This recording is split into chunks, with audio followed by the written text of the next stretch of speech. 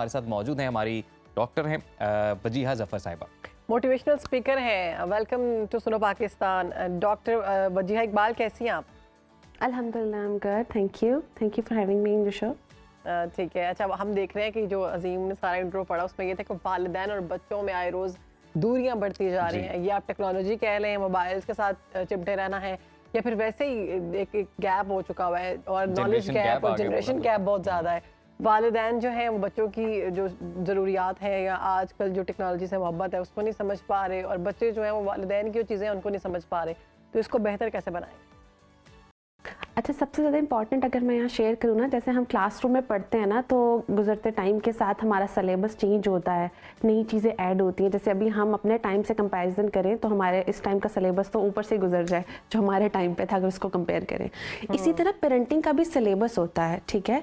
बच्चों की जो जनरेशन आती है उनका भी एक सिलेबस होता है, लेकिन हम जब अपडेट नहीं होते और जब हम पुराने सिलेबस से कंपेरिजन करते रहते हैं, और जब बच्चे की परवरिश जो है हम खींचा तानी से कि हमारे टाइम पे ऐसे होता था या उस टाइम के अकॉर्डिंगली हम बच्चों को जब करने की कोशिश करते हैं, तो वहाँ से जब आउट ऑफ द कोर्स आप चीज़ों को पढ़ते हैं और लेके चलते हैं तो फिर फेल ही होते हैं। इसीलिए पेरेंटिंग इतनी वो फेलियर का प्रोसेस इतना ज़्यादा हो गया है, इतना पेरेंट्स परेशान हैं, बच्चे जो हैं और ज़्यादा ज़िद्दी से ज़िद्दी हो रहे हैं, रिबेलियस हो रहे हैं, क्योंकि डेफिनेटली जो बड़े हैं उनका रोल यहाँ प्ले मेनली होता है, बच्चों का भी होता है, लेकिन पेरेंट्स जो हैं उनकी जिम्मेदारी में ये चीज़ आती है कि वो अपडेट रहें कि पेरेंटिंग की क्या स्किल्स हैं, बच्चों के साथ बेहतरीन पेरेंटिंग क्या हो सकती है और बच्चे की नफ्सियात क्या है। जब हम अपने अकॉर्डिंगली चीज़ों को करने की कोशिश करते हैं ना, तो हम बच्चे की नफ्सियात को नहीं समझ पाते, और ये खींचा तानी की वजह से ना, ये जो जैसे आपने क्वेश्चन भी रेज किया कि जनरेशन गैप, तो ये इस वजह से बढ़ गया है क्योंकि पेरेंटिंग में भी जो है ना बहुत गैप आ चुका है। और वजीहा हम देख रहे हैं कि अभी जैसे टेक्नोलॉजी का दौर है और फ्लो ऑफ इंफॉर्मेशन इतना फास्ट है,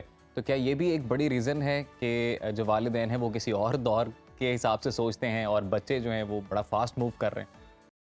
एग्जैक्टली ऐसा ही है। आप देखिए, अब बच्चे जितने तेज़ हैं, पेरेंट्स का उतना ही स्लो वर्जन भी हो कंपैरिजन है। फॉर एग्जांपल, बच्चों का मैं भी यही चीज़ डिस्कस भी कर रही थी कि बच्चों को अब जो है ग्लोबल विलेज का टाइम है ना, पहले तो अपनी कम्युनिटी के गिर्द रहते थे, वहीं से लर्निंग करते थे, बड़े होते थे।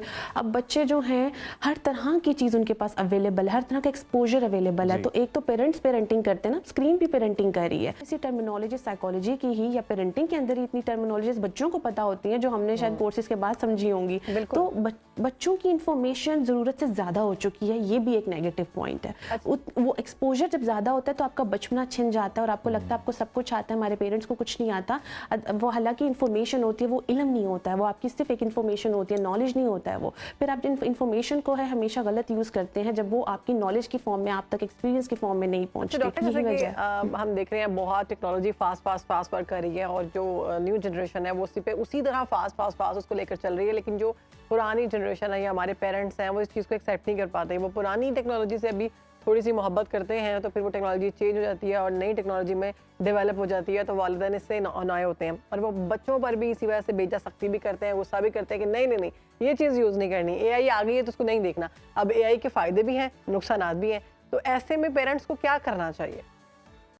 देखिए, पहली चीज़ एक्सपोजर, दोनों चीज़ों को हमें देखना है। बच्चे जितना तेज़ी से आगे जा रहे हैं, पेरेंट्स उतना ही पीछे की तरफ हैं, तो दोनों जनरेशन में ना बहुत ज़्यादा डिफरेंस आ रहा है। तो उसमें बैलेंस रखना ये है कि आप बच्चे के साथ ना डिस्कशन का पार्ट ज़्यादा रखें, क्योंकि देखिए आप बच्चे के साथ रोका टोकी वाला काम अब नहीं कर सकते। अब आपको ना इल्म देना है, नॉलेज देना है, इन्फॉर्मेशन देनी है।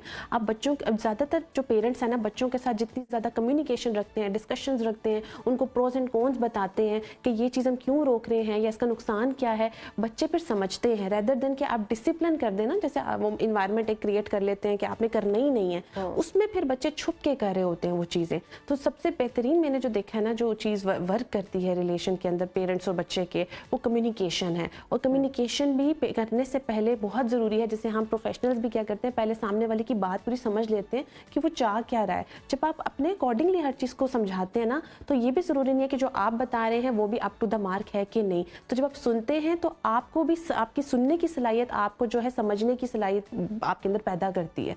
तो सिचुएशन को समझ समझने के लिए आपको पहले बच्चे की नफ्सियात को समझना है, उसकी बात को पूरी तसल्ली से समझ के देखिए। एक चीज़ मैं हमेशा ऐड करती हूँ कि पेरेंट्स बच्चे की बेहतरी ही चाह रहे हैं ना, वो जो रोक रहे हैं उसको बेहतरी के लिए कर रहे हैं, लेकिन ऐसी बेहतरी का क्या फ़ायदा जिसमें बच्चा और रिबेलियस हो जाए और बिगड़ जाए और स्टबर्न हो जाए। तो पेरेंट्स को अपनी टेक्निक्स को देखना है कि वो इस तरह की टेक्निक्स रखें कि ये ना हो कि आप ऐसी टेक्निक्स रखें कि बच्चा और ही बिगाड़ की तरफ चला जाए और ही ख़राबी की तरफ चला जाए। तो जब तक आप समझेंगे नहीं कि आपके बच्चे की नफ्सियात क्या है, बच्चा किन इन्वायरमेंट में रह रहा है, किस तरह के फ्रेंड्स हैं उसके स्कूल में, किस तरह की स्क्रीनिंग में वो किस तरह की चीज़ें देख रहा है, जब तक आपके पास ये डाटा नहीं होगा तब तक आपकी कोई भी एडवाइस बच्चे के ऊपर जो है वो वजिया वैसे अभी आपने बात की बच्चात को समझना है और ओवरसी करना है कि वो किस तरह की चीज़ें देख रहा है, कैसा एक्सपोजर है उस बच्चे को जो मिल रहा है। तो जब पेरेंट्स ये चीज़ें करना शुरू करते हैं तो तब बच्चा और रेजिस्ट करता है कि जी मुझे मेरी पर्सनल स्पेस नहीं दी जा रही। तो इस चीज़ को बैलेंस कैसे करें? यस, ये आपने बिल्कुल वैलिड पॉइंट रेस किया है, क्योंकि बच्चे ये चीज़ करते हैं। अब उसमें भी तरीका होता है, जब आप बहुत ज़्यादा बच्चे के साथ बॉन्ड बनाए बगैर उससे पर्सनल क्वेश्चंस करने लग जाते हैं। फॉर एग्जांपल बच्चे ये कंप्लेन करते हैं कि इतने टाइम से तो पेरेंट्स ने हमारे साथ इन्वॉल्वमेंट नहीं किया है, अब वो एक एक चीज़ हमसे पूछ रहे हैं, एक एक फ्रेंड का पूछ रहे हैं, और पेरेंट्स भी ना पूछते हैं ऐसे कि बच्चा पिक कर लेता है। अदरवाइज जो बच्चे हैं वो मैंने नोट किया है कि पेरेंट्स के साथ उनके बहुत अच्छे हेल्दी रिलेशंस भी हैं। हाँ, अगर आप क्वेश्चंस ऐसे कर रहे हैं कि बच्चे को ये फील जाए कि ये तो कोई स्पाई कर रहे हैं या ये तो मुझसे कोई इन्फॉर्मेशन ले रहे हैं, तो वहाँ पे ट्रस्ट इश्यूज आ जाते हैं ना, ये वजह है। आपका बच्चा जो है वो कुछ ऐसी चीज़ों में शामिल हो चुका हुआ है जो कि नहीं होना चाहिए।